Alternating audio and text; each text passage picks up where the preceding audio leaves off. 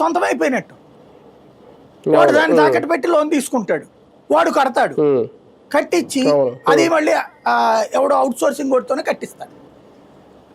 కట్టించాక అద్దెలకి ఇచ్చుకుంటాడు, ఆ డబ్బులు సంపాదించుకుంటాడు, ఆ రీపే చేసుకుంటాడు బ్యాంక్ వాడికి. ఇప్పుడు రహేజా వాళ్ళకి 99 పైసలకి 27 ఎకరాలు ఎంత ఇచ్చారండి, దాదాపు 27 పాయింట్ ఎంతో.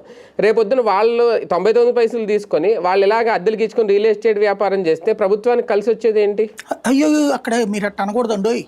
అట్లా పెట్టాడు కాబట్టి సాఫ్ట్వేర్ కంపెనీల వాళ్ళందరూ అక్కడికి వచ్చేసేసి అందులో ఉండిపోయి ఉద్యోగాలు కోట్లు వచ్చేస్తాయి. ఇది మనం నమ్మాలి.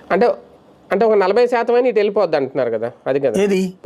సాఫ్ట్వేర్ కంపెనీ రావచ్చు, వీళ్ళు ఉన్న 27 ఎకరాల్లో ఒక 40% కనుక ఇలాగ కమర్షియల్ కాంప్లెక్స్ లో ఇలాగ కట్టితే అది అప్పుడు రియల్ ఎస్టేట్ వ్యాపారం అవ్వదు. 40% ఏంటంటే మొత్తం కట్టేది అదేవాడు.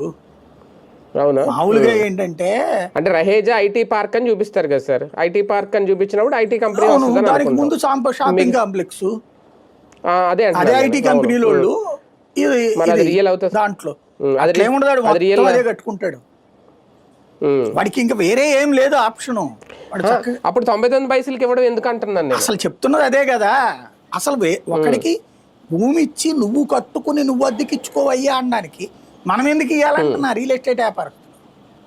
అదే అవును, అడికి అదే ద్రోహం. నేను అంటోంది వాడైనా ఇది అమ్మి తనఖా పెట్టి ఇది తనఖా పెట్టి అప్పు తీసుకుని కట్టుకుని డబ్బులు సంపాదించుకునేదే కదా.